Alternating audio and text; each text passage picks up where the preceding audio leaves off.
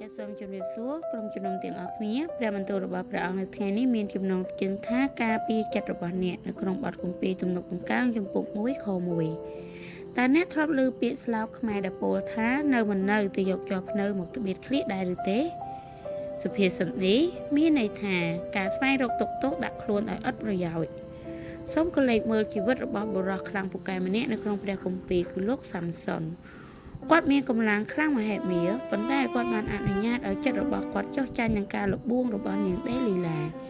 គាត់ដឹងថាការក្បត់អាចកំបាំងនៃកម្លាំងរបស់គាត់នឹងនាំមកនូវមហន្តរាយប៉ុន្តែគាត់នៅតែបន្តលេងសើចជាមួយគ្រោះថ្នាក់នេះជាលទ្ធផលគាត់ត្រូវគេខ្វេះភ្នែកជាប់ច្រវាក់និងបាត់បង់សេរីភាពនេះហើយគឺជាការយកជាប់ភ្នៅឬក៏បញ្ហាមកត្បៀតឃ្លៀកដោយខ្លួនឯងដើម្បីកុំឲ្យជីវិតយើងជួបនៅរឿងរ៉ាវដូចជាលោកសាំសុនយើងត្រូវអនុវត្តតាមគោលការណ៍ព្រះបន្ទូល2យ៉ាងទី1កុំដើរចូលទៅក្នុងតំបន់គ្រោះថ្នាក់ទំនុកទំកាងចំពោះ1ខ1បានចែងថាមានពោហើយអ្នកណាដែលមិនដើរតាមដំបូន្មានរបស់មនុស្សអាក្រក់ក៏មិនឈរនៅក្នុងផ្លូវរបស់មនុស្សមានបាបឬអង្គុយនៅជាមួយនឹងពួកមនុស្សដែលមើលងាយអាមែនព្រះបន្ទូលនេះប្រាប់យើងថាបើចង់បានសេចក្តីសុខកុំទៅចិត្តប្រភពនៃបញ្ហាបើដឹងថាមិត្តភ័ក្តិបបួលទៅកន្លែងដែលមិនគួរកប់បីឬមើលរឿងរូបភាពមិនល្អតាមប្រព័ន្ធអនឡាញសូមកុំព្យាយាមសាកល្បងឡើយទី2យាមទ្វារចិត្តឲ្យជាប់សុភាសិតចំពុក4ខ23បានចែងថាចូលរក្សាចិត្តដល់អភិព្យាយាមត្បិតឲ្យទាំងផលនៃជីវិតសុទ្ធតែចេញពីក្នុងចិត្តមកអាមែនចិត្តរបស់អ្នកប្រៀបដូចជាបន្ទាយការពារ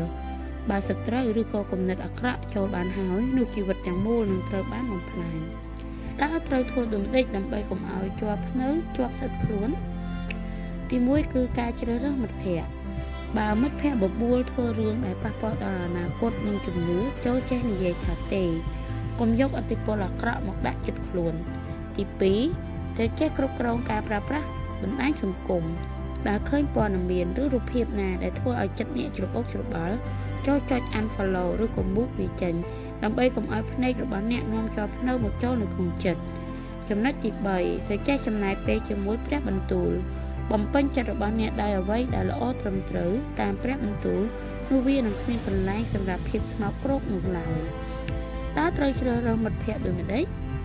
គឺមើលទៅលើផ្លែផ្កានៃជីវិតរបស់គេមុននឹងសម្រេចចិត្តស្និទ្ធស្នាលខ្លាំងចូលប្រៀបធៀបរបៀបដែលគេប្រព្រឹត្តតើគេនិយាយដើមអ្នកដទៃឬទេបើគេនិយាយដើមអ្នកដទៃប្រាប់អ្នកគេក៏អាចនិយាយដើមអ្នកប្រាប់អ្នកដទៃផងដែរតើគេមានការទទួលខុសត្រូវលើការងារឬការរៀនសូត្របានដល់កម្រិតណាតើគេផ្ដល់តម្លៃលើអ្វី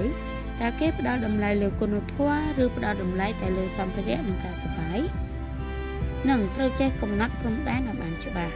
ការរាប់អានមិត្តភ័ក្តិមិនមែនមានន័យថាត្រូវធ្វើតាមគេគ្រប់យ៉ាងនោះទេត្រូវដឹងពីគោលការណ៍ខ្លួនឯងបើអ្នកមានគោលការណ៍ថាមិនផឹកស្រាឬមិនសេពគ្រឿងញៀនអ្នកត្រូវតែច្បាស់លាស់ថាអ្នកមិនធ្វើការទាំងនោះទេបើអ្នកហ៊ាននិយាយថាទេមិត្តភ័ក្តិពិតប្រាកដនឹងគោរពតាមការសម្រេចចិត្តរបស់អ្នកចំណែកមិត្តភ័ក្តិដែលនាំជាប់ភ្នៅមកឲ្យអ្នកនិងបង្ខំឲ្យអ្នកធ្វើតាមគេនោះគេនឹងអាច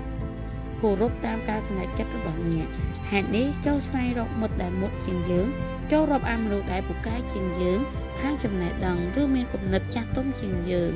ជ្រើសរើសមិត្តភ័ក្តិដែលហ៊ាននិយាយការពិតមកកាន់យើងទោះបីជាការពិតនោះពិបាកស្ដាប់បន្តិចក៏ដោយប៉ុន្តែមិត្តដែលចេះស្ដីបន្ទោសក្នុងអំណងល្អប្រសើរជាងមិត្តដែលចេះតែយល់ស្របតាមយើងនៅពេលដែលយើងធ្វើទាំងខុសមិត្តភ័ក្តិគឺជាកញ្ចក់ឆ្លុះបញ្ចាំងពីអនាគតរបស់អ្នកបើអ្នកចង់ដឹងថា5ឆ្នាំទៀតអ្នកជាមនុស្សបែបណាចូលមើលទៅលើមិត្តភ័ក្តិ5នាក់ដែលអ្នកចំណាយពេលជាច្រើនជាមួយពួកគេបំផុតដូច្នេះមិត្តភ័ក្តិនឹងអាចជួយឲ្យអ្នកទៅរកផ្លូវដែលត្រឹមត្រូវបានសំណួរត្រេះរិះពិចារណាតើទង្វើឬមិត្តភាពដែលខ្ញុំកំពុងមាននេះជួយរក្សាចិត្តខ្ញុំឲ្យបរិសុទ្ធឬក៏នាំជាប់ភ្នៅមកស្អិតកេរ្តិ៍ឈ្មោះរបស់ខ្ញុំសូមអរគុណសូមព្រះយេស៊ូវប្រទានពរ